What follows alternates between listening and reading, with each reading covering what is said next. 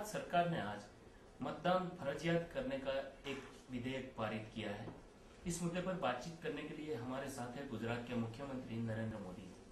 Sir, ये बताइए किस तरह की बिल में जोगवाई की गई है? भारत के लोकतंत्र में लगातार ये चर्चा हो रही है कि मतदान जो कम हो रहा है वो उसके प्रति चिंता जताई गई है। हर चुनाव के बाद मीडिया, चैनल्स, इलेक्ट्रॉनिक मीडिया सब दूर यही बातें होती हैं, मतदान क्यों कम हुआ। ड्राइंग रूम पॉलिटिक्स बहुत चलता है।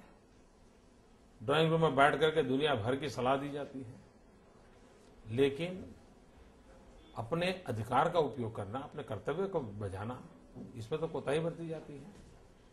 मुंबई में जब आतंकवादियों ने हमला किया तो हाथ में मोमबत्तियां लेकर के निकलने पड़ने बहुत लोग थे, दुनिया को रास्ता दिखाना चाहते थे। लेकिन जब उनको वोट देने का अधिकार आया तो 20, 22, 25% लोगों ने वोट दिया। ये जो दुर्भाग्यपूर्ण स्थिति है वो लोकतंत्र को बहुत ही दुर्बल करती है। और दुनिया के कई समृद्ध देश हैं, पढ़े लिखे देश हैं, लोकशाही में काफी पुराने देश हैं, वैसे देशों ने भी इस प्रकार की व्यवस्था करके अपने लोकतंत्र को मजबूत किया है। आजादी के 60 साल के बाद भारत के लिए आवश्यक हो गया है कि हम लोकतंत्र को मजबूत करने के लिए कुछ ऐसे कदम उठाएं ताकि जो न्यूट्रल वोटर है, जिसको किसी से लेना देना नहीं है, जो किसी दल से जुड़ा हुआ नहीं है, किसी नेता से जुड़ा हुआ नहीं है, जिसका निजी स्वार्थ नहीं है, जो सिर्फ देश का भला चाहता है, ऐसे न्यूट्रल वोटर को सक्रिय करना वो इसी से संभव होगा। और इसलिए हमने इस बिल को लाए हैं। इसमें सर, अगर कोई वोटिंग करने नहीं जाता है तो उसके लिए क्या प्रावधान किया गया है? पहली बात यह है कि वो काम रूल्स बनेंगे तब होगा, और जो सजा शब्द प्रयोग किया जा रहा है वो गलत है। एक रेगुलेटरी व्यवस्था खड़ी होगी, जैसे अब सब मिलकर के तय करेंगे, सभी दलों को विश्वास में लेंगे। लेकिन मान लीजिए ऐसा प्रावधान किया जाए कि भाई आपको बंगला बनाना है तो आपको परमिशन लेते समय आपका पिछले चुनाव का पर्चा दिखाना होगा कि आपने वोट डाला था, बस बात पूरी हो गई। और अगर नहीं वोट दिया है तो आपको कारण बताना पड़ेगा कि जो आपने इलेक्शन कमीशन को कारण दिया होगा वो कारण दिखाना होगा। अगर आज हम बच्चे को कहते भाई तुमको कंपलसरी पढ़ना होगा, इसका मतलब ये नहीं है कि उसके अधिकारों को हम छीन रहे हैं या उसका बचपन छीन रहे हैं, लेकिन स्वस्थ समाज के लिए बच्चा का पढ़ना जरूरी है। मान लीजिए कहीं एपिडेमिक आ गया, कोई नागरिक बीमार नहीं है, फिर भी कहते भैया गोली तुमको कंपलसरी खानी पड़ेगी, इसका मतलब ये नहीं है हम उस पर जुल्म कर रहे हैं। तो ये एक स्वस्थ समाज के लिए, स्वस्थ लोकतंत्र के लिए कुछ रेगुलेटरी व्यवस्थाएं हैं जो डिसिप्लिन लाती हैं, जिम्मेवारियां बढ़ाती हैं, उसको उसी रूप में लेना चाहिए। सर, महिलाओं के आरक्षण के लिए 50% की बात की जा रही है, इसमें किस तरह की व्यवस्था की जा रही है? देखिए, हमारे देश में भारतीय जनता पार्टी ने आज से 20-25 साल पहले बड़ौदा में एक अधिवेशन था, राष्ट्रीय अधिवेशन, और महिलाओं को 33% रिजर्वेशन देने का एक प्रस्ताव पारित किया था। तब सब लोग मजाक उड़ाते थे कि आप तो विरोधी दल में हैं, आपको क्या जाता है, वगैरह वगैरह। लेकिन उस प्रस्ताव का ताकत यह था कि धीरे धीरे करके देश में 33% रिजर्वेशन जो भी सत्ता में थे उनको लाना पड़ा। 50% महिलाओं की हिस्सेदारी निर्णय में होनी चाहिए कि नहीं होनी चाहिए? अगर जनसंख्या 50%, हम कितने दिन तक उनको रोकेंगे? और आज शिक्षा क्षेत्र देखिए, सर्वाधिक काम महिलाएं कर रही है। आरोग्य क्षेत्र देखिए, सर्वाधिक सेवा महिलाएं कर रही है। इवन आर्मी में भी महिलाएं पहुंच रही है। जीवन के हर क्षेत्र में महिलाएं देख रही है। तो क्या शासन व्यवस्था में वो निर्णायक बननी चाहिए कि नहीं बननी चाहिए? इसी एक मकसद से 50% जनसंख्या है, 50% उनको प्रतिनिधित्व मिलना चाहिए। और इसलिए गुजरात में भारतीय जनता पार्टी की सरकार ने 50% उनको जगह देने का निर्णय किया है। स्थानीय स्वराज संस्थाओं में कानून के तहत व्यवस्था की है और उसका लाभ होने वाला है।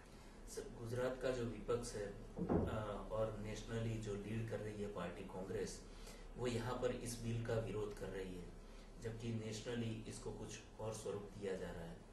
कैसे देख रहे हैं आप इसमें? देखिए, कांग्रेस पार्टी हताश और निराशा के कारण जो कुछ भी कर रही है वो सिवाय राजनीति कुछ नहीं है।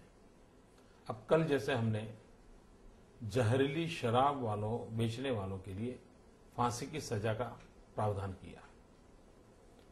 मैं हैरान हूं कि कांग्रेस ने फांसी की सजा का विरोध किया।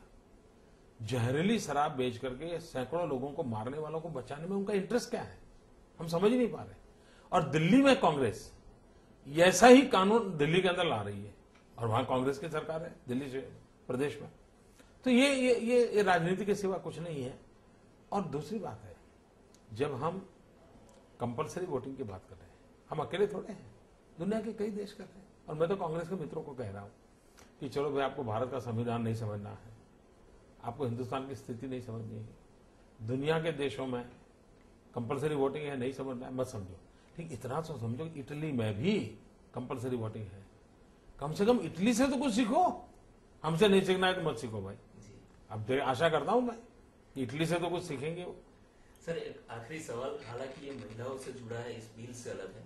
महंगाई दिन ब दिन बहुत बढ़ती जा रही है और एज ए ओपोजिशन पार्टी, एक जिम्मेदार विपक्ष होने के नाते बीजेपी सेंट्रल में कुछ इसके बारे में करने की सोच रही है, और गुजरात भी, क्योंकि यहाँ भी महंगाई से लोग काफी परेशान हैं। पार्लियामेंट के अंदर भारतीय जनता पार्टी ने विस्तार से विषय उठाया है, लेकिन आज मैंने इस इंटरव्यू का समय उस काम के लिए नहीं दिया है। अब अलग से आइए, मैं जरूर विस्तार से बात करूंगा, चर्चा करूंगा। हमसे बातचीत करने के लिए धन्यवाद। लेकिन कुछ बातें हैं जो मैं कहना चाहूंगा, जो छूट जाती है आपको। हमारे देश में मतदान के संबंध में लगातार एक चर्चा चल रही है कि चुनाव में खर्चा कम होना चाहिए। ये प्रावधान के कारण चुनाव में खर्चा कम होगा। दूसरी हमारे यहां चर्चा होती है काले धन की। ब्लैक मनी चुनाव के अंदर डोमिनेट करते हैं, पूंजीपति हावी हो जाते हैं। इस प्रावधान के कारण चुनाव का खर्चा कम होगा, काले धन का प्रभाव खत्म हो जाएगा, पूंजीपतियों के हाथ चुंगाल से लोकतंत्र निकल जाएगा। इसका बहुत बड़ा फायदा होने वाला है। तीसरी बात है, अब तक चुनाव के अंदर मतदाता को मजबूर किया जाता था कि तुमको इसमें से पसंद करना है, यानी 5 लोग खड़े हैं तो 5 में से उसको एक को वोट देना करके पसंद करना पड़ता था। ये ऐसा प्रावधान है कि उसको उस मजबूरी से बाहर निकालता है और कहता है कि तुम नेगेटिव वोट दे सकते हो। तुम कह सकते हो कि मुझे 5 पसंद नहीं है, मुझे एक भी दल पसंद नहीं है, एक भी नेता पसंद नहीं है, एक भी दल की नीति पसंद नहीं है, इसलिए मैं नेगेटिव बटन दबाता हूं। उसको उसका गुस्सा व्यक्त करने का अवसर मिलने वाला है, अपनी नाराजगी व्यक्त करने का अवसर। इसलिए ये लोकतंत्र में नागरिकों के अधिकारों को बल देने वाला काम हम कर रहे हैं और मैं समझता हूं इसके कारण देश के लोकतंत्र को फायदा होने वाला है।